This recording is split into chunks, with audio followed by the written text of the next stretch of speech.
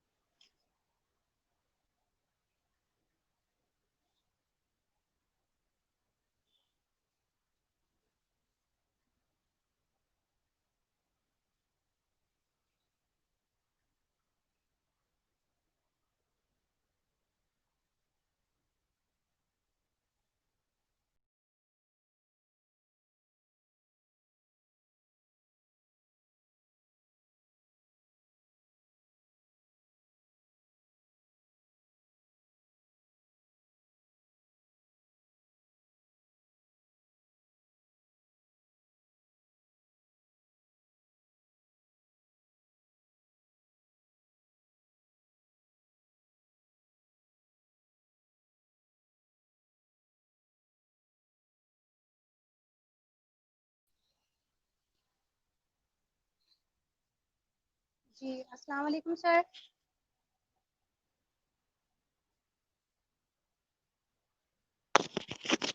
سر آپ کو میری آواز آ رہی ہے؟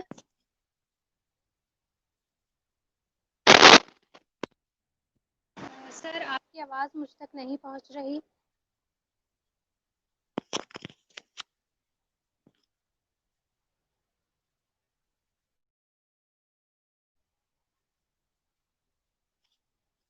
سر مجھے آپ کی آواز بالکل نہیں آ رہی ہے.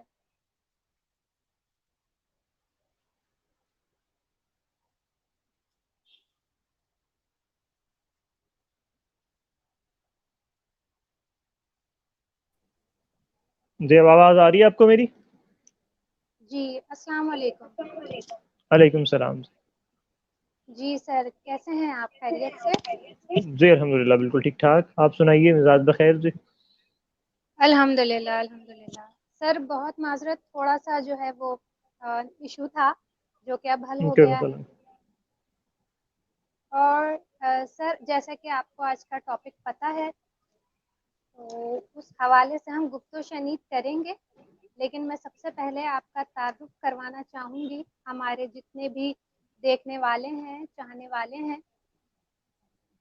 تو میں یہ بتانا چاہوں گی کہ ہمارے ساتھ جو شخصیت موجود ہیں وہ کسی تعارف کے محتاج نہیں ہیں. اللہ رب العزت نے انہیں جن صلاحیتوں سے نوازا ہے وہ خدا داد کہلاتی ہیں.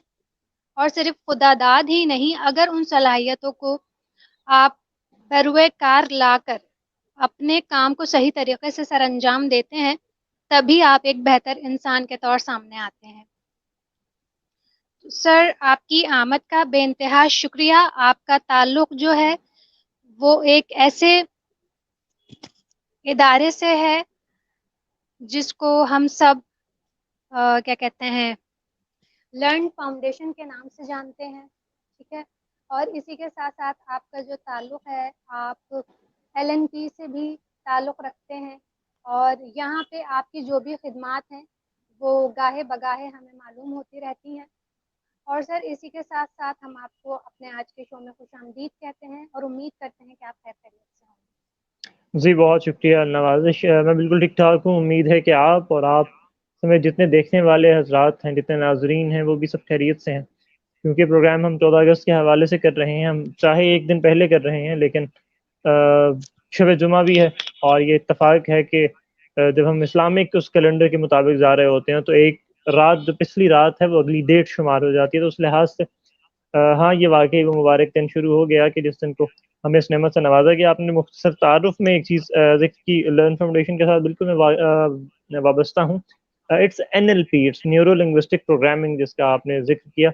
اور یہ جی بیسیکلی کاؤنسلنگ کے لحاظ سے اور تھراپیز کے لحاظ سے ہم کام کرتے ہیں نوجوانوں کے ساتھ، بڑوں کے ساتھ، بزرگوں کے ساتھ، پروفیشنلز کے ساتھ. پروفیشنل لائف میں جب ہم بہتری کے لیے کام کر رہے ہیں، ہم اپنے آپ کو بہتری کی طرف لے کے جانا چاہ رہے ہوں، تو یہ اس لحاظ سے ایک پرٹیکولر فارمولا ہے، ایک ٹیکنیک ہے جس میں ہم چیزوں کو ماڈل کر سکتے ہیں اور اپنے آپ کو بہتری کی طرف لے کے جا سکتے ہیں.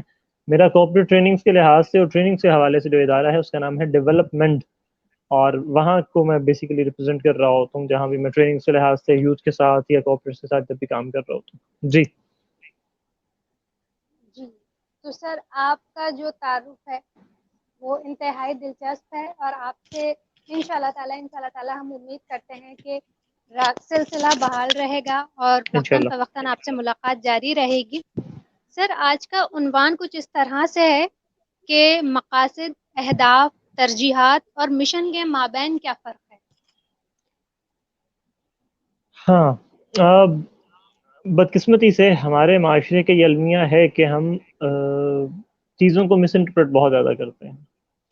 ہم ٹیکنیکلٹیز کے اندر اتنے دھنس جاتے ہیں کہ ہم پریکٹیکل جو اس کے اسپیکٹس ہیں ان کو بہت پیچھے کہیں نہ کہیں چھوڑ دیتے ہیں.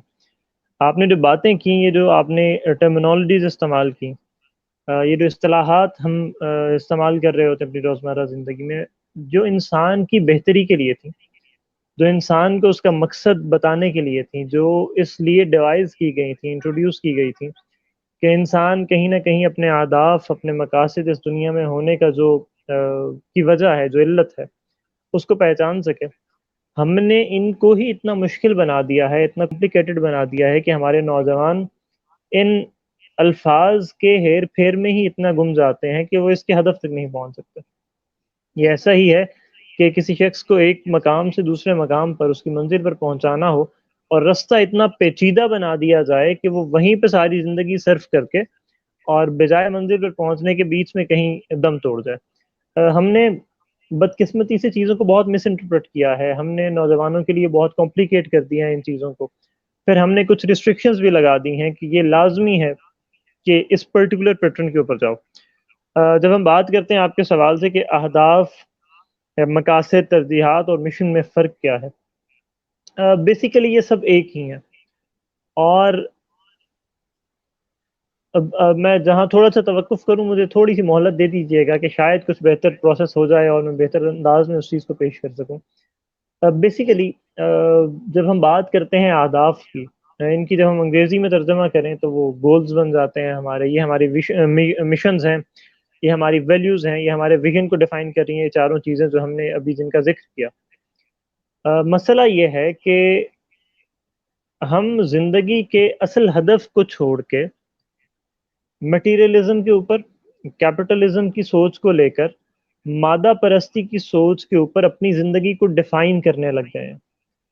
ہم نے یہ طے کر لیا ہے کہ گول سے مراد یہ ہے کہ مجھے کتنے سالوں میں گاڑی حاصل کرنی ہے، مجھے کتنے عرصے میں اپنا گھر بنا لینا ہے، مجھے کتنے عرصے میں دنیا کی ڈیفینیشن کے مطابق کامیاب انسان بن جانا ہے. ہدف کیا ہوتا ہے؟ کوئی ایسا مقام جہاں مجھے پہنچنا ہے. جب انسان ہونے کے ناطے ہم بات کر رہے ہوں تو ہمیں بنائے جانے کا مقصد بتایا گیا تھا. بہت سی چیزیں ایسی ہیں جو پری ڈیفائنڈ ہیں، ہم ان کو دوبارہ کرید کے ڈیفائن کرنے کے چکر میں پوری زندگی گزار دیتے ہیں، اور ہماری جو میجورٹی ہے ان کے ساتھ یہ مسئلہ ہے.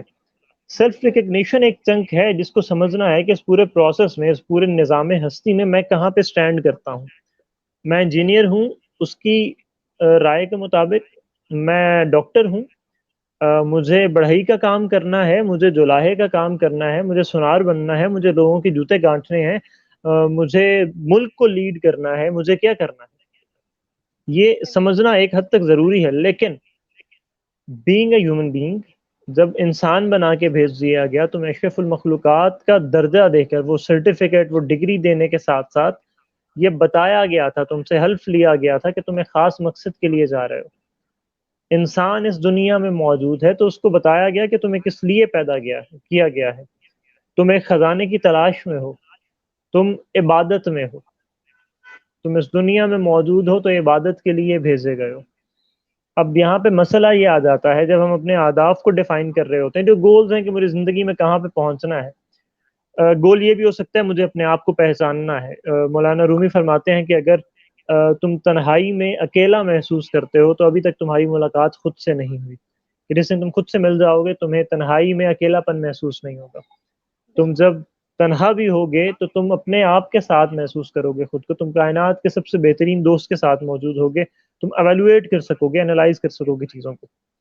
تو جب ہمیں خدا بتا رہا ہے کہ تمہاری زندگی کا مقصد ہے عبادت کرنا، تو بجائے اس کو ری ڈیفائن کرنے کے، ریسرچ کرنے کے، دوبارہ سے اپنے گول سیٹ کرنے کے، دوبارہ سے اپنے آپ کو ڈیفائن کرنے کے، یہ ڈھونڈو کہ اس کے نزدیک عبادت سے کیا مراد ہے، بجائے دوبارہ سے سول سرچنگ کرنے کے، اپنے آپ کو ڈیفائن کرنے کے میں انسان ہوں اور میں کیوں ہوں، مجھے کیوں اس کائنات میں بھیجا گیا۔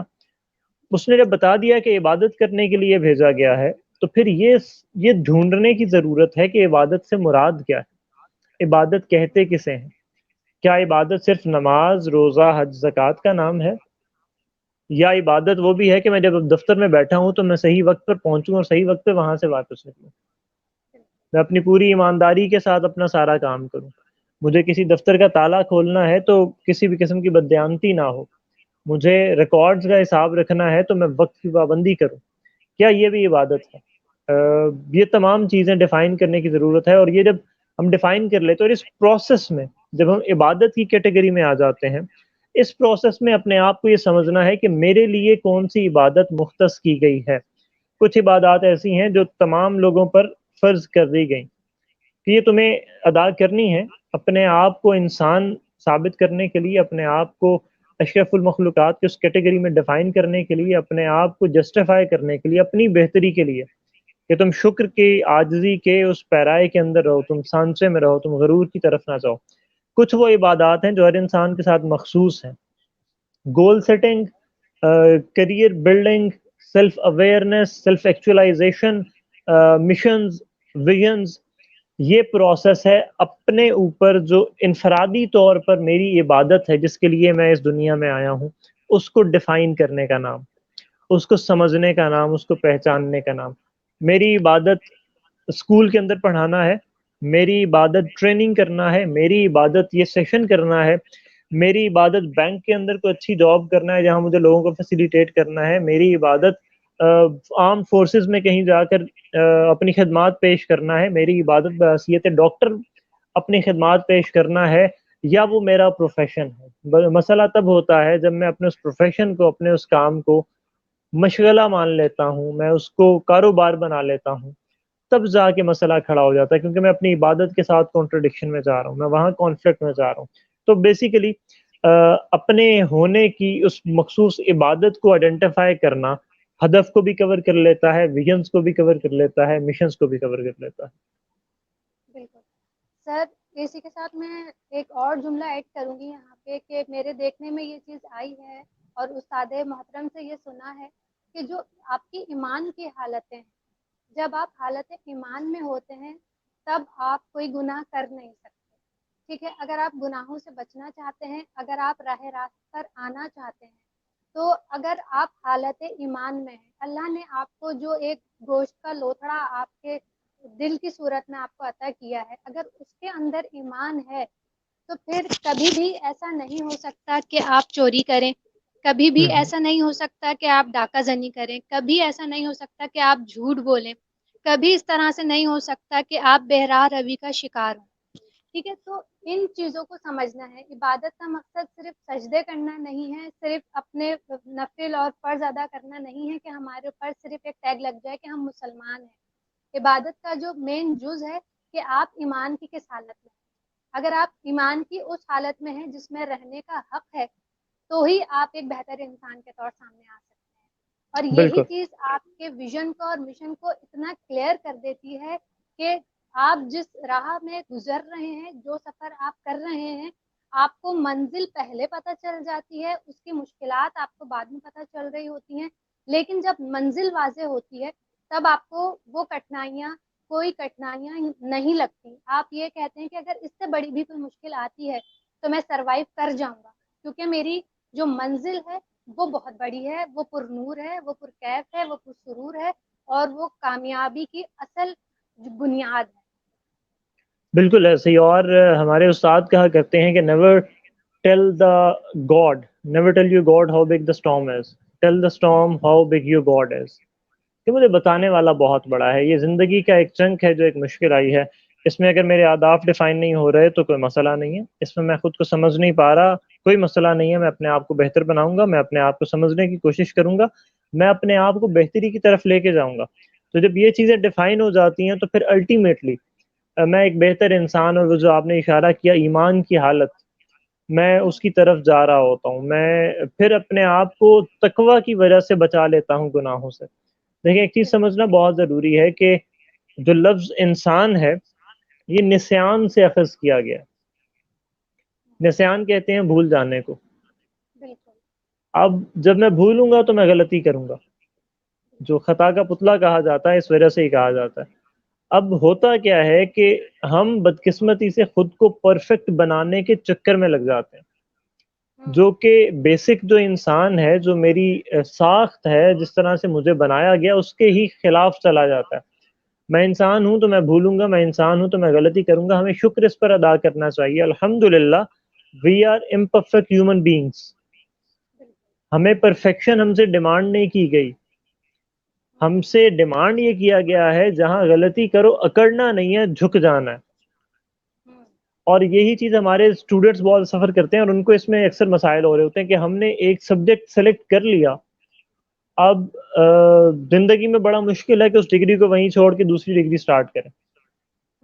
دیکھو جو میں نے ایک بات کرتا ہوں اکثر، اور پچھلے سیشن میں بھی کی تھی، کہ اگر کامیاب تمہیں ہونا ہے تو اس کی قیمت بھی تمہیں چکانی ہے۔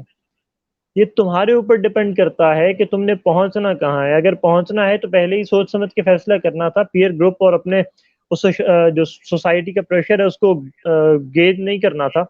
اگر کر لیا تو اب دیکھو کہ جس مقام پر پہنچ گئے ہو اس گزرے ہوئے وقت کی قیمت کون ادا کرے گا، اس کو کمپنسیٹ کون کرے گا۔ تو تمہیں سبجیکٹ سوئچ کرنے ہیں، تمہیں جاب سوئچ کرنی ہے، تمہیں زندگی میں پروفیشن سوئچ کرنے ہیں، اپنے گولز ری ڈیفائن کرنے ہیں، تو یہ دیکھو کہ who will pay the price، تمہیں کس طریقے سے آگے بڑھنا ہے یہ صرف تم نے طے کرنا ہے۔ جب ہم بات کرتے ہیں گولز کی تو بیسیکلی یہ بڑا سادہ سا کلیہ ہے جس کو ہم بہت زیادہ کمپلیکس کر کے اپنے نوجوانوں کو الجھاتے جا رہے ہیں، اور ہم اس کے اوپر جتنی بحث کرتے جا رہے ہیں ہمارے نوجوان اتنے زیادہ تذبذب کا شکار ہیں۔ ہر پلیٹ فارم کے اوپر ہر جگہ پہ آج یہ ڈسکس ہو رہا ہے کہ گولز کیا ہیں، کیسے ڈیفائن کرنے چاہیے، کیسے خود کو پہچاننا ہے، کیسے اپنے ویژنز اور مشنز کو الائن کرنا کیا جا سکتا ہے۔ ہم جتنی زیادہ اس پر بات کر رہے ہیں بدقسمتی سے ہمارا نوجوان اتنا ہی زیادہ بے راہ روی کے شکار ہو رہا ہے، کیونکہ اس کو وہ کمپلیکس قسم کی تھیری سمجھ نہیں آ رہی۔ میں آؤں گا، میں ایک الگ میتھڈولوجی بتا دوں گا، کوئی اور صاحب آئیں گے جو مجھ سے بھی زیادہ پڑھے لکھے ہوں گے، وہ اور زیادہ الگ قسم کی میتھڈولوجی بتا دیں گے۔ نوجوان مسائل کا شکار ہو چکے ہیں۔ اب جو وقت ہے یہ آگے بڑھ کے کام کرنے کا ہے۔ تم کام کرنا سٹارٹ کرو، اس دنیا میں چل پڑو۔ دیکھیں ایک بچہ ہے نا چھوٹا، جب وہ چلنا سٹارٹ کرتا ہے ہم اس کو یہ نہیں بتاتے کہ تم نے یہاں سے اس گیٹ تک جانا ہے، ہم صرف یہ چاہتے ہیں کہ وہ چلنا شروع کر دے۔ وقت کے ساتھ ساتھ وہ ڈیفائن کر لے گا کہ اب مجھے ماں کی طرف بھاگ کے جانا ہے، باپ کی طرف جانا ہے، کسی کزن کے پاس جانا ہے، کس کے پاس جانا ہے۔ جب تم اپنے کریئر کے سٹارٹ میں ہو تم سے یہ ڈیمانڈ نہیں کیا جاتا کہ تم پہلے سے ہی ڈیفائن کر لو کہ مجھے زندگی میں فلاں لیول کے اوپر پہنچنا ہے، اور نہ ہی تمہارے ہاتھ میں ہے۔ تم اپنے لیے مائل سٹون سیٹ کر سکتے ہو، گول سیٹ کر سکتے ہو، لیکن پہلے دن تم سے یہ ایکسپیکٹ نہیں کیا جا سکتا کہ تم ماں باپ کو پہچان کے ان کی طرف بھاگنا شروع کر دو۔ تمہیں سب سے پہلے چلنا سیکھنا ہے۔ آج چلنا شروع کرو گے تو وہ وقت آئے گا جو تم ذرا فلوئنٹ ہو جاؤ گے، پھر تم دوڑنے کی سکت تمہارے اندر آ جائے گی، پھر تم سے یہ کہیں نہ کہیں ایکسپیکٹ کیا جا سکتا ہے۔ ابھی تمہارا کام ہے اپنی محنت کرو، اپنی پڑھائی کے اندر اپنے آپ کو ڈیفائن کرو، اپنے سبجیکٹس کو ڈیفائن کرو۔ تم جو ہمارے یہاں بدقسمتی یہ بھی ہے کہ ہم نے علم کو بہت تقسیم کر کے رکھ دیا ہے۔ ہمارا نوجوان علم ڈگری حاصل کرنے کے لیے حاصل کر رہا ہے، وہ جو ڈگری حاصل کرنی ہے اس کے لیے وہ ہدف ہے۔ علم کبھی بھی آپ کے رزق کی ضمانت نہیں ہے، یہ میں لکھ کے دینے کو تیار ہوں۔ ڈگری بہت ضروری ہے، لیکن میں آپ کو ڈاکٹرز ایسے دکھا سکتا ہوں جن کے پاس روزگار نہیں ہے، جو مارے مارے پھر رہے ہیں۔ میں آپ کو ان پڑھ اور ہمارے اس نظام کے لحاظ سے جاہل لوگ دکھا سکتا ہوں جو کروڑوں اربوں اور اس سے بھی بہت آگے کی گنتی کے اندر کما رہے ہیں اور بہت اچھا رزق کما رہے ہیں۔ تو جو ڈگری ہے ضروری ہے، اہم ہے، ضمانت نہیں ہے۔ علم حاصل کرو، اس لیے تم بایولوجی اس نیت سے کیوں نہیں پڑھتے کہ میں خدا کی بنائی ہوئی مخلوق کو سمجھنے کی کوشش کر رہا ہوں جو الٹیمیٹلی مجھے خدا کے پاس لے کے جائے گا؟ تم کمپیوٹر اس لیے کیوں نہیں پڑھتے کہ میں وہ بائنری لینگویج سیکھوں گا جس سے یہ دماغ کمیونیکیٹ کرتا ہے پورے باڈی پارٹس کے ساتھ، اور میں اس کو سمجھنے کی کوشش کروں گا؟ تم فزکس اس لیے کیوں نہیں سمجھتے کہ میں دیکھوں گا یہ دنیا کے نظام کیسے چل رہے ہیں، یہ پہاڑ اس لیول کے اوپر اس پرٹیکولر ہائٹ کے ساتھ کیسے کھڑا ہوا ہے اور یہ دنیا کو بیلنس کیسے کر رہا ہے. میں گریویٹیشنل سسٹم کو سمجھوں گا تو مجھے سمجھ آئے گا میرے خدا نے کتنے کیلکولیٹڈ فارمولاز اس کائنات کے اندر بنا رکھے ہیں. سورج کس رفتار سے اپنی شعاعیں زمین پر پھینک رہا ہے، جب میں اس کو سمجھوں گا تو مجھے خدا مزید بہتر طریقے سے سمجھنے کا موقع مل جائے گا. تم جس خدا کو بھی مانتے ہو تمہارا ذاتی مسئلہ ہے، لیکن یہ تمہیں الٹیمیٹلی نیچر کی طرف لے کے جائے گا جب تم اس نیت سے آؤ گے. دیکھیں فرق صرف نیت کا ہے. وہی مضمون ہے جو مجھے پیپر پاس کرنے کے لیے پڑھنا ہے، وہی کورسز، وہی سبجیکٹ، وہی کریکولم. وہی کریکولم ہے جو مجھے کسی بگر پرپز کی طرف بھی لے جائے گا. وہی کتاب، وہی رولز، وہی گریویٹیشن کے فارمولاز، وہی نیوٹن کے لاز، وہی ساری تھیریز جو ہم پڑھتے آئے ہیں، وہی کنزرویشن کی تمام تھیریز جو ہمارے ٹیکسٹ بک کے اندر موجود ہے، سب کچھ وہی ہوگا. صرف نیت کا فرق ہوگا جو ہماری زندگیاں بدل دے گا. جب تک ہم چیزوں کو انٹرنلائز نہیں کریں گے، سمجھنے کی کوشش نہیں کریں گے، ہمارا نوجوان اسی کمپلیکسٹی کا شکار رہے گا کہ میں اس دنیا میں کیوں ہوں. آج کا نوجوان، اس کا سب سے بڑا مسئلہ ہے ایگزسٹنشیلزم کا. اس کو سمجھ ہی نہیں آ رہی میں اس دنیا میں کیوں موجود ہوں. پیدا ہوتے ہم نے ٹیگ لگا دیا تھا یا تو انجینئر ہے یا ڈاکٹر ہے یا خاندانی بزنس سنبھالیں گے. نوجوان جب بڑا ہو رہا ہے اس کو سمجھ ہی نہیں آ رہی کہ میری عبادت کیا ہے، میرے اوپر اسپیسیفکلی کون سی عبادت لازم کی گئی ہے. کیونکہ میں نے ڈرل نہیں کیا، میں نے چلنے کی کوشش ہی نہیں کی. مجھے دنیا نے کہا ہے بھاگو، میں بھاگنے کی کوشش کر رہا ہوں، گرتا جا رہا ہوں، بھاگنے کی کوشش کر رہا ہوں، گرتا جا رہا ہوں. میں رک کے یہ نہیں سوچتا کہ میں پہلے چلنا تو سیکھ لوں. میں نے اپنی ایکسپیکٹیشن اتنی بڑھا دی ہیں خود سے کہ اب میں اپنے آپ کو مشکل میں ڈال کے بیٹھا ہوں. جی سر یہی چیزیں ہیں کہ نیت کا جو دار و مدار ہے نا، وہی بیسک چیز ہے. آپ اگر اس نیچر کو سمجھ جاتے ہیں کہ ہمیں کام کرنا ہے نیت کے اوپر، کیونکہ ہم کسی بھی کام کو اگر نیت سے جوڑ دیتے ہیں. سپوز میں نے ایک آرگنائزیشن بنائی، ٹھیک ہے، اب میں چاہتی ہوں کہ اس سے آنے والے وقتوں میں ایسے ایسے لوگوں کو فائدہ ہو. یہاں سے جو لوگ چیزیں حاصل کر کے جائیں وہ انڈیویجولی، ضروری نہیں ہے وہ میرے ہی پلیٹ فارم پہ رہیں، وہ کسی بھی پلیٹ فارم پہ جائیں، لیکن وہ کچھ ایسا کر جائیں کہ یہاں سے جو وہ سیکھ کر گئے ہیں اس کا حق ادا ہو جائے. کیونکہ سر بالکل میرے استاد ہمیشہ ایک بات کہا کرتے تھے کہ بیٹا دیکھو، پرفیکٹ صرف اللہ کی ذات ہے. آپ بے اپنا شک 99.99% آپ دے سکتے ہیں، لیکن جو آپ 0.1 کے ریشو سے رکے ہوئے ہیں نا، وہ صرف اللہ رب العزت کا کن ہے. اگر یہ کن آپ کو ملتا ہے تبھی آپ کی اس چیز میں جو ہے نا پیورٹی آ جاتی ہے. ادروائز آپ کتنے اسٹرگل کر لیں اس بیاپ پر کہ آپ سب کچھ کر سکتے ہیں تو ہونے والی چیز بھی نہیں ہوگی. تو جو کام اللہ کا ہے وہ اللہ کے سپرد ہی رہنے دیں. آپ کا کام ہے صرف کوشش کرنا. تو بچے اگر اس چیز کو سمجھ جائیں کہ ہمارا جو لیول ہے، ہماری زندگی 30 40 50 زیادہ سے زیادہ 100 سال کی ہے، اب ہمیں اس میں ایسی چیزیں سیٹ کرنی ہے جو کہ ہمارے رب کو راضی کر دیں. لیکن آج کل دیکھنے میں آیا ہے کہ جو تربیت بھی ہو رہی ہے وہ اس طرح کی ہو رہی ہے کہ بچوں کو میٹیریلسٹک بنایا جا رہا ہے کہ آپ جو ہے وہ یہ ڈگری لے لیں، پھر آپ یہ لے لیجئے گا، پھر آپ وہ لے لیجئے گا، پھر آپ اپنے سے ہائی کلاس میں شادی کریے گا، پھر اس کے بعد جب آپ اپنے بچوں پر آ جائیں تو اپنے بچوں کو اس سے زیادہ اپر لیول پر لے کر جائیے گا. لیکن جو انسانیت کی بات ہے کہ نہیں بیٹا آپ کو انسانیت کی خدمت کرنی ہے، نہیں بیٹا آپ کی زندگی کا ایک پرپس ہے، آپ کو آخرت میں جواب دہی دینی ہے، آپ کو میٹرک کرنا ہے آپ کرو، لیکن آپ میٹرک کرنے کے بعد یہ چیز سوچو کہ میں نے جو 10 سال کی تعلیم حاصل کی ہے، میرے استادوں نے جو مجھ پر وقت صرف کیا ہے، اب اس کے حق ادا کرنے کا ٹائم آ گیا ہے. اب میں بالکل. کیا کروں اس طرح سے کہ میرے استاد بھی مجھ سے راضی ہوں، میرا رب بھی مجھ سے راضی ہو. یہ جو تعلیم میں نے حاصل کی ہے وہ علم میں بدل جائے اور وہ علم جو ہے میرے لیے توشہ آخرت بن جائے. بچوں میں یہ ڈیولپمنٹ کی بہت زیادہ ضرورت ہے. کیا خیال ہے آپ کا اس بارے میں؟ جی بالکل. بدقسمتی سے میں دوبارہ یہی کہوں گا کہ میں اکثر ایک بات کہا کرتا ہوں کہ ہمارے ہاں والدین کو اس چیز کا اندازہ ہی نہیں ہے کہ ان کو کس لیے مقرر کیا گیا ہے. جو خدا حضرت آدم علیہ السلام کو بغیر والدین کے بھیج سکتا تھا وہ مجھے بھی بھیج سکتا تھا، اس کے لیے کچھ مشکل نہیں ہے. جو حضرت عیسیٰ علیہ السلام کو بغیر والد کے بھیج سکتا تھا وہ باقی تمام لوگوں کو بھی بھیج سکتا تھا. وہ یہ بھی کر سکتا تھا کہ کوئی والدین، کوئی ولی، کوئی بڑا مقرر نہ ہو، ہر انسان بس اس دنیا میں موجود ہو جائے کسی بھی لحاظ سے ایک مقررہ وقت، مقررہ تاریخ پر، اس کے لیے کوئی بعید نہیں ہے، کوئی مشکل نہیں تھا. والدین کو اپنے ہونے کا مقصد ہی نہیں پتا بدقسمتی سے، اور اگر پتا بھی تھا تو ہم نے اسی مٹیریلزم کی دوڑ میں اس کو اتنا پیچھے چھوڑ دیا کہ اب میرے لیے بچے کے اچھے اسکول کی فیس ارینج کرنا زیادہ ضروری ہے بچے کی تربیت کرنے سے. اس کے اخلاق کیسے بھی ہوں، وہ کتنا بھی بدتمیزی سے پیش آئے، اس کو دنیا کے حالات واقعات سے نمٹنے کا کوئی شعور نہ ہو، مجھے اس سے کوئی فرق نہیں پڑتا. اگر مجھے صرف اس چیز سے فرق پڑتا ہے کہ کیا میں اسے میرے گھر میں اے سی لگا ہوا، میرے گھر میں اچھا LED موجود ہے، میرے دوست اگر پارٹی کے لیے گھر میں آئیں گے تو گھر کی ڈیکوریشن وہ تمام چیزیں کیسی ہیں، میرا بچہ ایک اچھے لوش قسم کے اسکول میں پڑھ رہا ہے یا نہیں، میری گاڑی کیسی ہے. میں نے اپنی ذمہ داری صرف یہاں تک محدود کر دی. یہ ہم نے والد کی ذمہ داریاں لگا دی.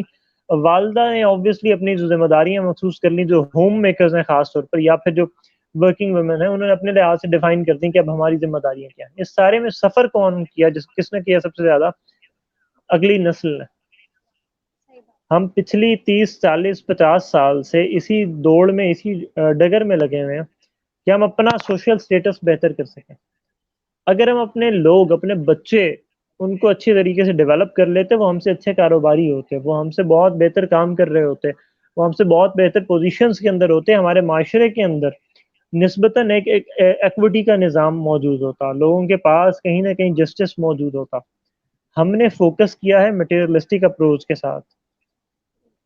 دوبارہ بات وہیں پہ آ جاتی ہے کہ ہمارے ہاں جو بچے ہیں ان کو اخلاقیات نہیں سکھائی جاتی. میں اکثر ہی کہتا ہوں بدقسمتی سے ہمارے اسکولز میں ایک مخصوص مکتب فکر ہے، ایک مخصوص مذہب ہے، ایک مخصوص قوم ہے جن کے لیے اخلاقیات کا مضمون رکھا گیا ہے، اور باقی جو تمام ہیں وہ اخلاقیات نہیں پڑھیں گے اور نہ ہی پڑھ سکتے ہیں، ان کے لیے وہ آپشن ہی نہیں ہے.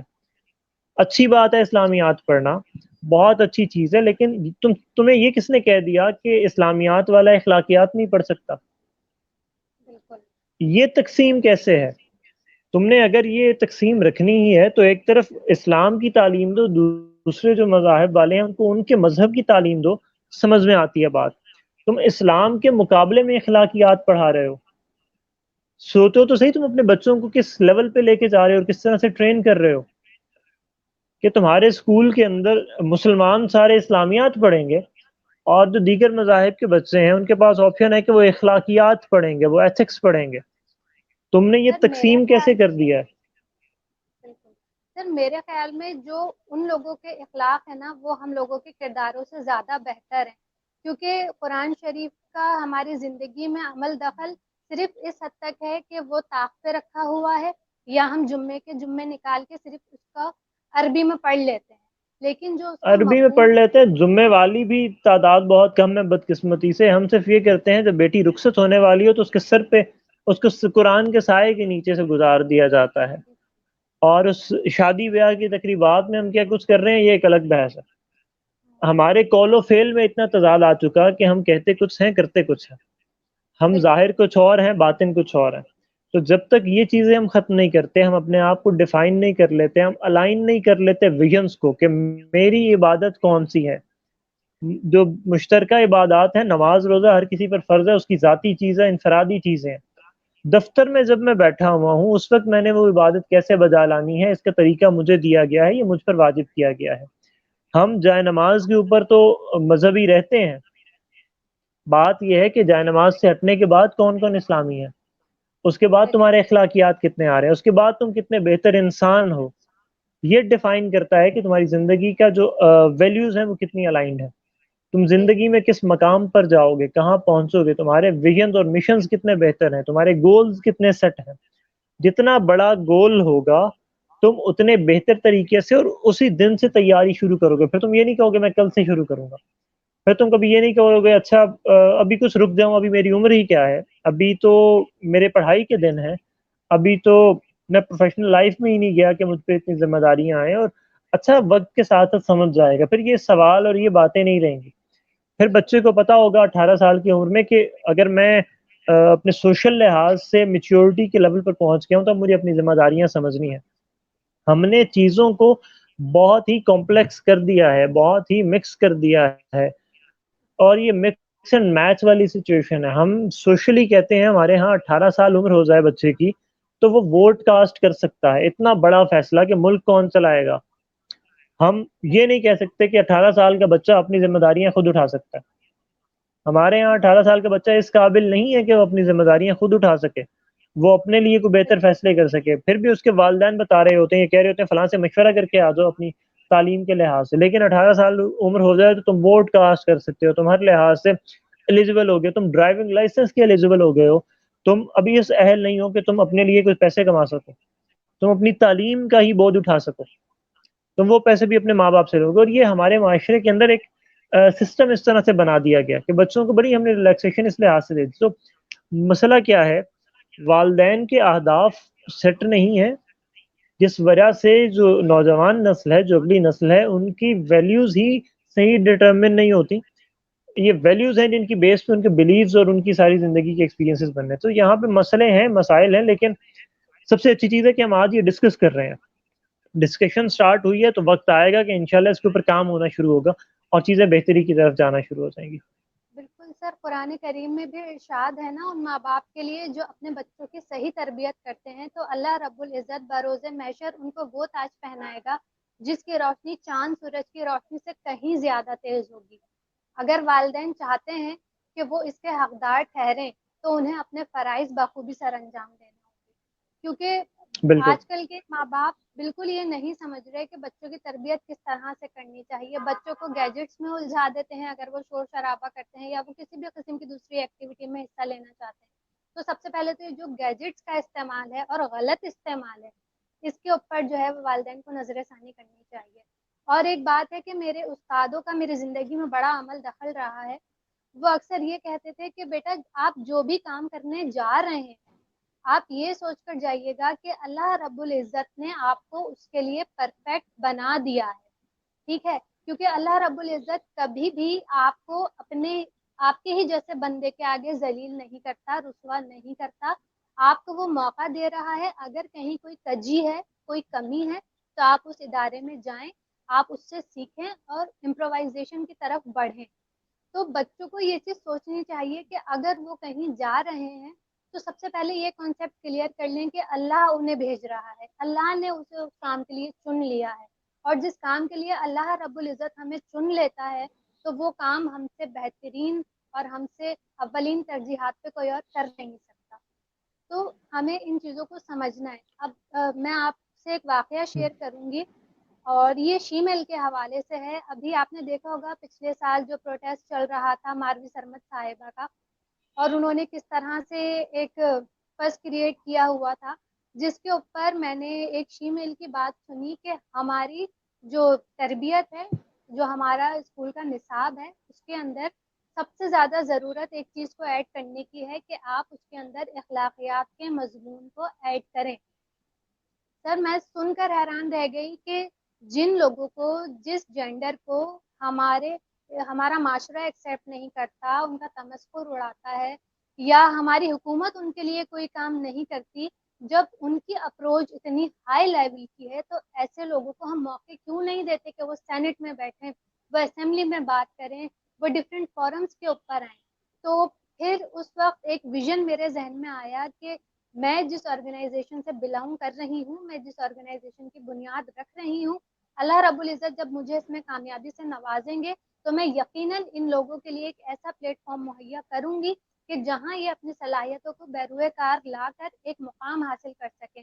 اور میری جیت اس دن ہوگی جب ان کے لیے کوئی کھڑا ہو کے کلیپ کرے گا کہ انہوں نے بہت اچھا کام کیا. تو سر ایک ویژن بنانا چاہیے, ایک مشن کے تحت کام کرنا چاہیے, ورنہ آپ کسی بھی طور کام کر رہے ہیں وہ جسٹ کام ہی کہلائے گا, وہ فرض نہیں کہلائے گا. ہمارے بچوں کو, ہماری جنریشن کے ساتھ ساتھ ہمارے بڑوں کو بھی یہ چیز سمجھنی چاہیے. بالکل ایسا ہی ہے, کیونکہ دیکھیں اب بچوں کو فریم کرنے والے, بچوں کو کرافٹ کرنے والے ان کے والدین, ان کا معاشرہ, ان کے اساتذہ ہیں. اور اس کی مثال ہم یوں دیتے ہیں کہ ایک پودا اگر لگایا جائے تو ایک مالی اس پر اپوائنٹڈ ہوتا ہے. عام طور پر مالی جتنی دیکھ بھال کے ساتھ, جتنی کانشیسنس کے ساتھ, جتنی رغبت کے ساتھ, اس پودے کے ساتھ, جتنی انسیت کے ساتھ کام کرے گا. اور کام کرنے سے مراد یہ نہیں ہے کہ اس پودے کو صرف ایک سانچے میں ڈھالا جائے, ایک پرٹیکولر پیٹرن میں رکھا جائے. اس میں اکثر یہ بھی ضروری ہو جاتا ہے کہ جو مردہ شاخیں ہیں ان کو کاٹ دیا جانا چاہیے. ہم اپنے بچوں کے ساتھ پیار جتانے کے چکر میں اس حد تک آگے چلے جاتے ہیں کہ ہم ان کی اچھی بری تمام چیزوں کو امبریس کرتے ہیں. بالکل بچوں کو ہمیں دھتکارنا نہیں ہے، ان کو ہمیں بالکل چھوڑ نہیں دینا، لیکن جو چیز غلط ہو اس کو غلط کہنا ضروری ہے.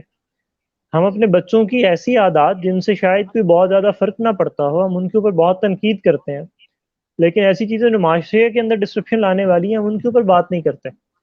ہمارے ہاں اگر ٹیچر اسٹوڈنٹ کو ڈانٹ دے تو اگلے دن پیرنٹس اسکول میں پہنچ جاتے ہیں کہ آپ کی ضرورت کیسے ہوئی، آپ نے میرے بچے کو ڈانٹ دیا. بالکل ہم اور اخلاقی ہمارے طور پر اس زمانے میں گراوٹ کے شکار ہو چکے ہیں. ہم اپنے استاد کو یہ حق نہیں دیتے کہ وہ اخلاقیات کے لحاظ سے کوئی بات کر سکے. ہم اپنے اساتذہ کی وہ عزت نہیں کر رہے جو وہ ڈیزرو کرتے تھے، اور اس میں صرف اساتذہ صرف والدین کا قصور نہیں ہے. اساتذہ نے بھی اس کو جب سے پروفیشن بنا لیا، جب سے کاروبار بنا لیا، تو پھر والدین کے پاس جواز موجود ہے کہ جب تمہیں فی دی جا رہی ہے صرف پڑھانے کی تو صرف پڑھاؤ، ہمارے بچوں کو تمیز نہ سکھاؤ.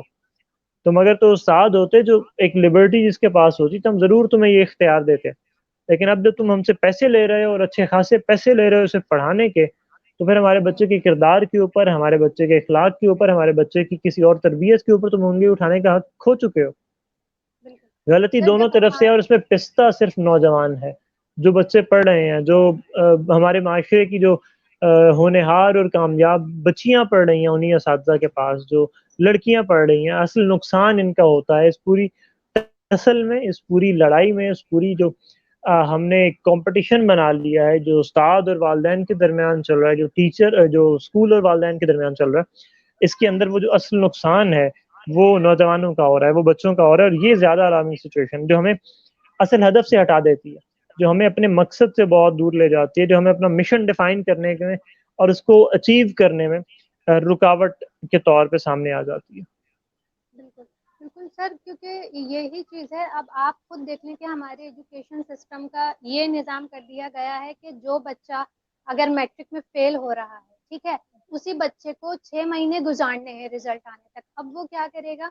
ٹیچر بولیں گے کہ اس سے پہلے کہ میرے اسکول کی ساکھ خراب ہو اور مجھے ایک پڑھے لکھے ٹیچر کو رکھنے پہ جو ہے وہ اس کو زیادہ پیمنٹ کرنی پڑے، میں یہی کر لیتا ہوں کہ میں اپنے ہی ادارے کے فیل شدہ بچوں کو ایز اے ٹیچر رکھوں. اب آپ خود سوچیں کہ اگر ایک تو وہ بچہ خود اپ برنگنگ کے لیول سے گزر رہا ہے، ٹھیک ہے، اب آپ اس کو ایک اتنی بڑی ذمہ داری دے دیتے ہیں کہ وہ ہر کلاس میں 30 سے 40 بچوں کے مستقبل سے کھیل رہا ہے. اس کے خود کے ایون کے پڑھائی کے ہی کانسیپٹ کلیئر نہیں ہے تو وہ ان کی گرومنگ کے اوپر کیا کام کرے گا، ان کے اصلاح کے اوپر کیا کام کرے گا. میں نے خود یہ دیکھا ہے کہ والدین بھی یہی کہہ رہے ہوتے ہیں اگر کوئی فیلڈ ابھی نہیں چن رہے ہو، اگر تمہیں جسٹ ٹائم پاس کرنا ہے تاکہ تمہاری روٹین ٹھیک رہے، تو تم ٹیچنگ کر لو. ٹیچنگ کتنا مقدس پیشہ ہے، اس ہوں کو لوگوں نے ایک کھیل بنا لیا ہے. جبکہ ہمارے زمانے میں جو استاد ہوا کرتے تھے وہ ہماری اس طرح سے تربیت کرتے تھے کہ اگر ہم سے کوئی غلطی ہو جاتی تھی تو ہمارے والدین خود ہی بولتے تھے کہ آپ کی ذمہ داری ہے، یہ بچی کی کھال آپ کی ہے اور چمڑی ہماری ہے، لیکن آپ کو سدھارنا ہے. ایون کہ ہمارے ٹیچر اس طرح کرتے تھے کہ اگر سزا دینی ہے ٹیوشن میں یا سپارے میں، آپ جھاڑو لگائیں، آپ جو ہے وہ دال صاف کر دیں، آپ جو ہے وہ کسی کے سر میں تیل لگا دیں. مطلب وہ آپ کی اس طرح سے تربیت کر رہے ہوتے تھے کہ آپ کو کام کاج بھی آ جائے، آپ کو معاشرے میں رہنے کے طریقے بھی آ جائیں، آپ کو لوگوں کو سرو کرنے کا طریقہ آ جائے، ٹھیک ہے، پھر آپ جو ہے وہ دوبارہ سے آگے اپنی جہد کا آغاز کر سکیں. تو اب تو کچھ ایسا ہے ہی نہیں. اب اگر ٹیچرز چاہتے بھی ہیں کہ ہم اس طرح سے کریں تو لاز اس طرح کے بنا دیے گئے ہیں کہ آپ انہیں ہاتھ نہیں لگا سکتے. لیکن کہیں دیکھا جائے تو ٹیچرز بھی کہیں نہ کہیں غلطیاں کر رہے ہیں. آپ نے دیکھا ہوگا جس بالکل طریقے سے بچیوں کے ساتھ ہوتا ہے، جس طریقے سے بچوں کے ساتھ مس بہیو ہو رہا ہے، صرف بچیوں کے ساتھ ہی نہیں، اور جس طرح سے ٹیچر اور اسٹوڈینٹس کا جو ایک ریلیشن شپ ہے وہ عزت کا نہیں رہا. آپ دیکھ رہے ہوں گے کہ ٹیچر کے اوپر تانے کسے جا رہے ہیں، باتیں کی جا رہی ہیں، ٹیچرز بھی ہنس رہے ہیں، گھل مل رہے ہیں. ہمارے زمانے میں ٹیچرز جب آتے تھے تو ہم نظر اٹھا کے ان سے بات نہیں کر سکتے تھے، ان کے بالکل آگے ٹانگ پہ ٹانگ رکھ کے نہیں بیٹھ سکتے تھے. اور آج جب میں ٹیچرز کے اوپر کمنٹ سنتی ہوں تو مجھے حیرت ہوتی ہے، اور ماں باپ ہنس رہے ہیں. آپ خود ہوں سوچیں کہ آپ بچوں کو کس طرف لے کر جا رہے ہیں. بہت سارے معاملات ہماری زندگی میں صرف اسی وجہ سے نہیں ہو پاتے کہ ہم نے استاد کے تقدس کو پامال کر دیا ہے اور استادوں نے اس پیشے کے تقدس کو پامال کر دیا ہے. بالکل بالکل ایسے سر ہی ہے. ہم مزید آگے بڑھتے ہیں اور جو ہمارا ٹاپک ہے اس حوالے سے میرا ایک سوال ہے کہ ہمارے جو مقاصد ہیں وہ کس طرح کے ہونے چاہیے. اگر ہمیں پتہ ہے کہ ہمارا مقصد یہ ہے تو اس کے لیے کس خصوصیات کا ہمیں حامل ہونا چاہیے, کیا اقدامات اٹھانے چاہیے؟ بالکل صحیح, کیونکہ ہمارا وقت بھی مختصر ہے, میں بہت جلدی سے اس سے گزروں گا. ہم نے یہ تو جی ڈیفائن کر لیا کہ زندگی کا کوئی نہ کوئی مقصد ہونا ضروری ہے, اور ہر انسان کی زندگی کا کوئی نہ کوئی مقصد ہوتا ہے جس کی وجہ سے وہ اس دنیا کے اندر موجود ہے, کہ جہاں کچھ بھی بیکار نہیں ہے وہاں اگر اس کو رکھا گیا ہے تو اس کا کوئی مقصد ہے, کوئی ہدف ضرور ہے. معذرت. اب بات یہ آتی ہے کہ کس طرح کے مقاصد ہونے چاہیے. دیکھیں یہ دنیا عدل کے نظام پر چلتی ہے. یہاں ہر موضوع مقام پر ایک موضوع شخص کا ہونا ضروری ہے. ہر موضوع پروفیشن میں ایک موضوع سیٹ کے اوپر ایک موضوع شخص آئے گا. تم اپنے آپ کو جتنا جسٹیفائی کر لو گے, جتنا بہتر بنا لو گے, تمہیں اتنی بڑی کرسی دے دی جائے گی, اتنی بڑی ذمہ داری دی جائے گی. اگر تم نے اپنا گول ڈیفائن کر لیا ہے تو سب سے بڑا جو ہدف ہے انسان ہونے کے ناطے وہ یہ ہے کہ انسان بن جاؤ. بالکل انسان کیا ہے, ہمارے معاشرے کے اندر آدمی تو بہت مل جاتے ہیں, انسان بہت کم ملتے ہیں. انسان ایک وہ پیکج ہے جو آدمیت اور اخلاق کا مجموعہ ہے. اب اس میں مذہب ضرور اس کا کردار ہے, آپ کا جو بھی مذہب ہے کسی بھی شخص کا انفرادی طور پر اس کی اپنی ایک امپورٹنس ہے, اس شخص کی اپنی ذات کے لیے. لیکن اخلاقیات کا وہ چیپٹر ہے جو تمام دیگر افراد سے متعلق ہے, جو تمام دیگر لوگ جو ہیں ان سے متعلق ہے. جب ہم بات کرتے ہیں کس قسم کے ویژنز ہونے چاہیے, کس قسم کے گولز ہونے چاہیے, اپنی خدا داد صلاحیتیں جو ہیں ان کو درک کرنے کی کوشش کرو, اپنے ساتھ وقت گزارو, دیکھو تمہیں کیا قدرت نے کوئی کیپبلٹی دے کے نوازا ہے, کیا اچھی ایبلٹی مزید دے کے نوازا ہے جو عام طور پر لوگوں کے پاس نہیں ہوتی, کون سا فن تمہارے پاس زیادہ ہے, اور پھر اس کی بیس پہ کہتے ہیں جو اگر آپ کا پیشن ہی آپ کا پروفیشن بن جائے, یہ بہت خوش قسمتی کی بات ہے. اول تو یہ کوشش کرو, اگر شروع میں تمہیں پیشن اپنا ڈیفائن ہو گیا ہے تو اسی کو اپنا پروفیشن بنانے کی کوشش کرو. ہم نے ایسے پینٹرز دیکھے ہیں جن کی پینٹنگز کروڑوں میں بکتی ہیں, اربوں میں بکتی ہیں. ہم نے ایسے پینٹرز دیکھے ہیں جو سڑک کنارے اپنی پینٹنگ لے کے بیٹھے رہتے ہیں, کوئی خریدتا نہیں ہے. ہم نے ایسے سنگرز دیکھے ہیں جن کا کہا ہوا بول بہت مہنگا بکتا ہے, اس کی بہت زیادہ قیمت ہوتی ہے. ہم نے اپنے معاشرے کے اندر ایسے لوگ دیکھے ہیں, ایسے گلوکار دیکھے ہیں جن کو سننے والا کوئی نہیں ہے, جو قسم پرسی کی حالت میں زندگی گزار رہے ہیں. ہم نے ایسے شاعر دیکھے ہیں جن کو بہت زیادہ فوقیت دی جاتی ہے, ہم نے ایسے شاعر دیکھے ہیں جن کو بہت زیادہ وقت نہیں دی جاتی. یہ ڈپینڈ کرتا ہے تم نے محنت کتنی کی ہے, تم نے اپنے آپ کو گڑا کتنا ہے, اور کتنے بہتر طریقے سے اپنے آپ کو پریزنٹ کر سکتے ہو اس معاشرے کے اندر. عدل کے نظام کے مطابق تم کس جگہ پر موجود تھے جہاں تمہیں اپرچونٹی ملی اور تم نے اس کو اویل کر لیا. دو چیزیں کی ضرورت ہے, کہ اپنے آپ کو ڈیفائن کرنے کی, اپنے کیپبلٹیز اپنے گولز کو ڈیفائن کرنے کی, اور دوسرا اپنے آپ کو پریپیئر کرنے کی اپرچونٹیز کے لیے. اپرچونٹیز آئیں گی تمہارے راستے میں, پریپریشن ہوگی تو تم اس کو اویل کر سکو گے, پریپریشن نہیں ہوگی تمہارے ہاتھ سے نکل جائے گی. قدرت, میں دوبارہ کہہ رہا ہوں, عدل کے نظام پر چلتی ہے. اگر میں جسٹیفائی کروں گا اس پوزیشن کو تو مجھے وہ مل جائے گی, میں جسٹیفائی نہیں کروں گا تو میرے ہاتھ سے اپرچونٹی چلی جائے گی, کیونکہ یہ نظام بھی چلنا ہے. نااہل لوگوں کو اگر اچھی جگہوں پر لگا دیا جائے تو وہ سب سے زیادہ نقصان دہ ہوتا ہے. مختصراً اس طرح سے ہم اپنے آپ کو بہتر کر سکتے ہیں. ایسے ڈیفائن اس بنیاد پر, اس پیرامیٹر کے اوپر ہم اپنے اپنے گولز ڈیفائن کر سکتے ہیں.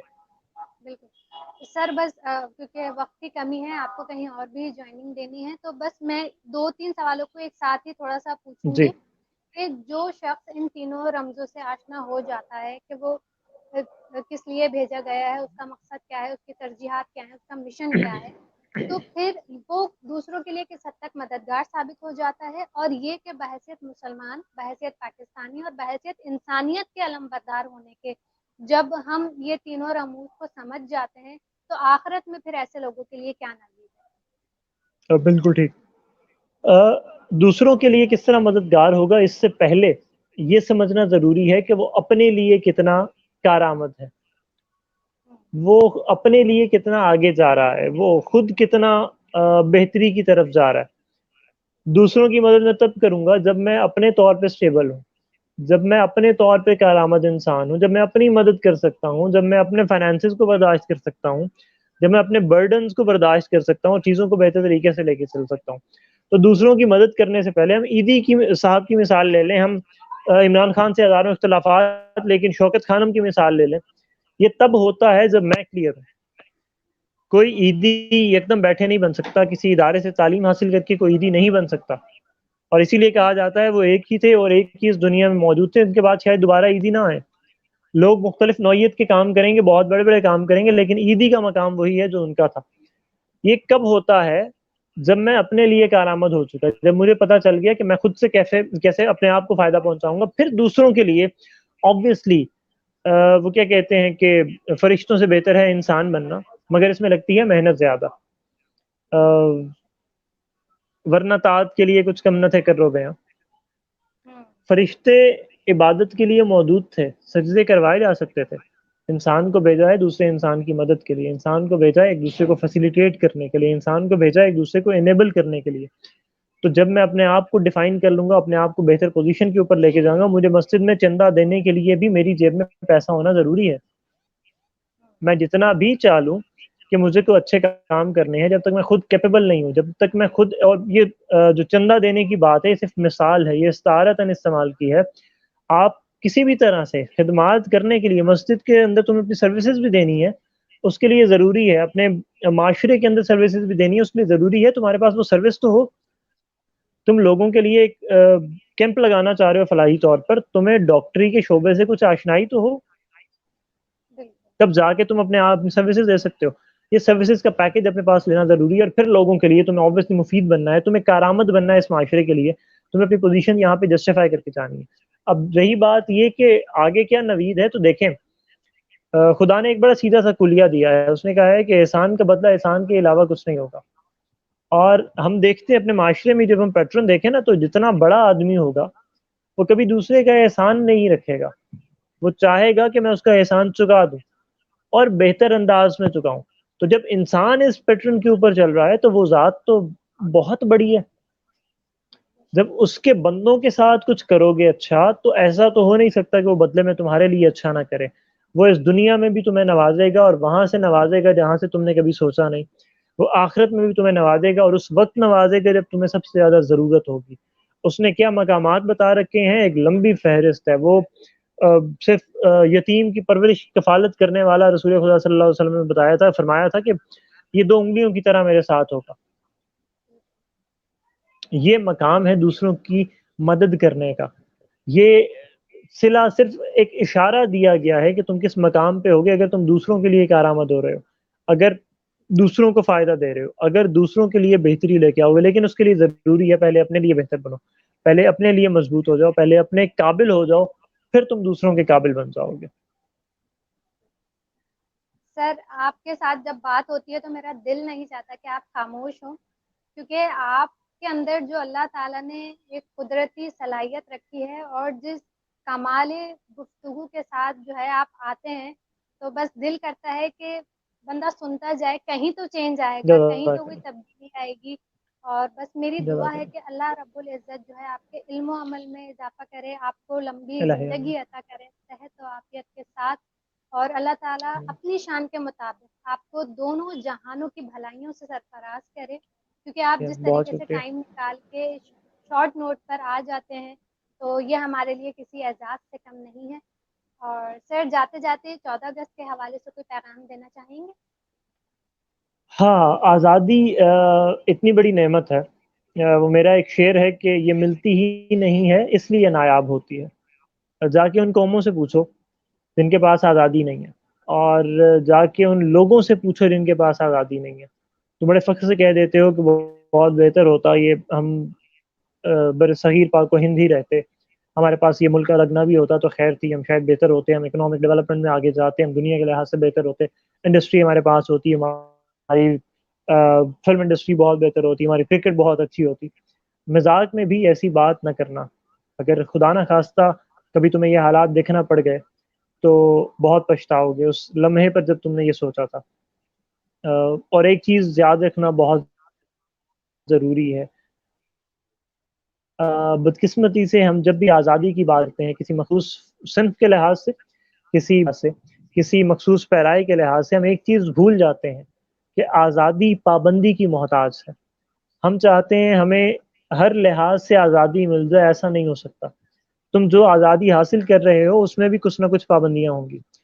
پاکستان حاصل کرنا تھا، یہ ایک آزاد ریاست، آزاد ملک کے طور پر آنا تھا، تو ہم نے بارڈرز کی شکل میں کچھ پابندیاں بنا لی.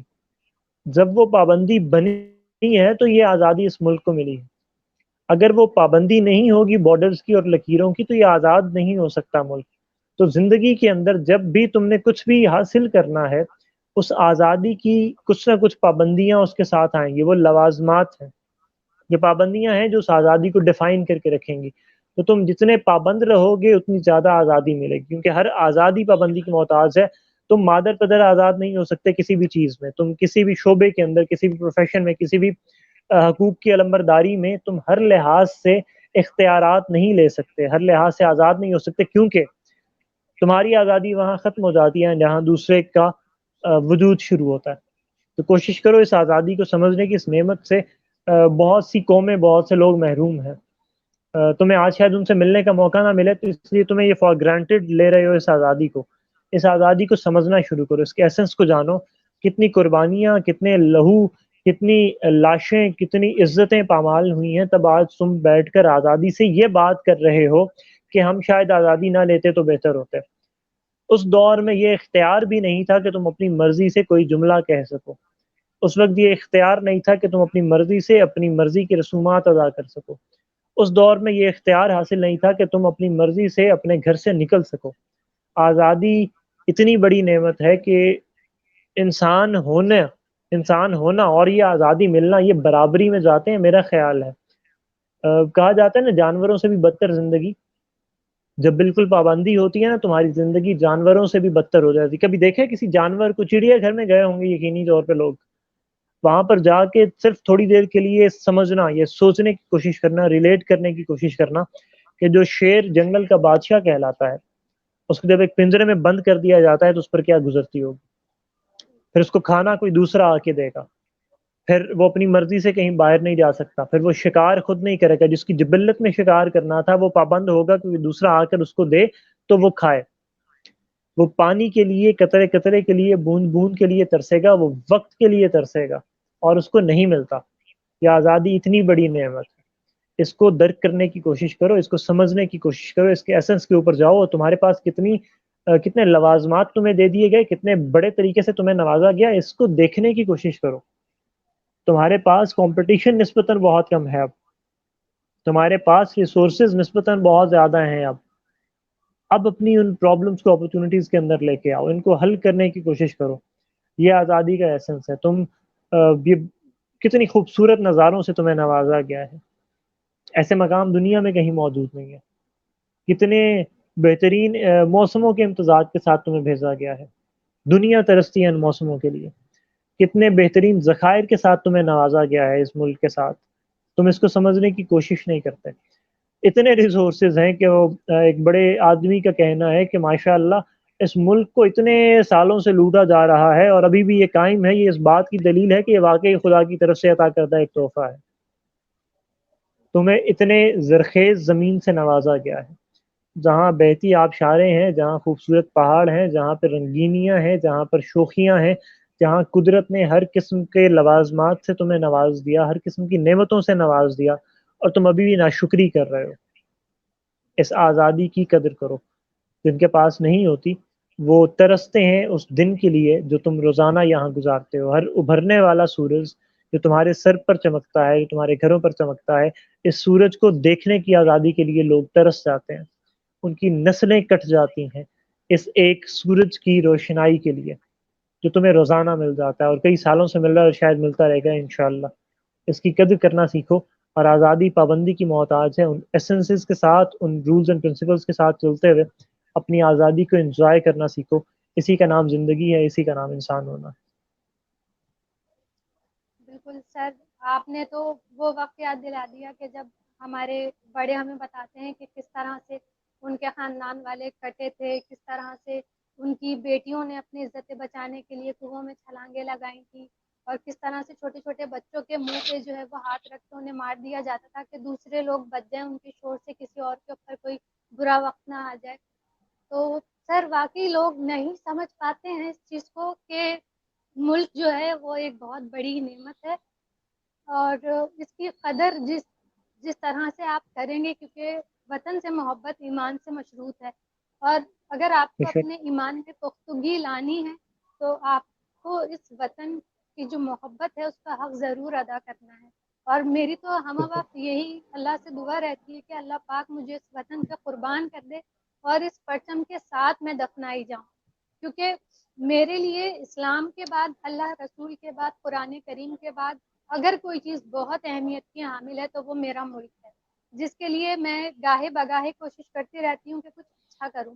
اور میں اپنے بچوں کو بھی یہی کہوں گی کہ غلامی کی جو سوچ ہے آپ کی، آپ اس سے نکلنے کی کوشش کریں، کیونکہ جب آپ غلامی کی سوچ کے ساتھ پروان چڑھیں گے، غلامی کی سوچ کے ساتھ آپ اپنے کاموں کو سر انجام دیں گے، تو آپ صرف غلام ہی رہ جائیں گے آزاد ملک میں ہوتے ہوئے بھی. تو کوشش کریں کہ بس اختتام میں اس طرح سے کروں گی، غلامی میں ناکام آتی ہیں شمشیریں نہ تدبیریں، جو ہو ذوق یقین پیدا تو کٹ جاتی ہیں زنجیر. تو بس اگر اقبال نے جو ہمیں فلسفہ حیات دیا ہے، جو فلسفہ فکر دیا ہے، اگر ہم اسی کو فالو کر لیں تو ہمارے بہت سارے پرسیپشن کلیئر ہو سکتے ہیں. سر آپ کا بہت بہت شکریہ. اب ہم اجازت چاہیں گے اور انشاءاللہ پھر کسی اور نشست میں آپ سے ملاقات کریں گے. ضرور. جزاک اللہ جی، بہت شکریہ اور آزادی مبارک. خیر مبارک سر. اللہ حافظ. اللہ حافظ.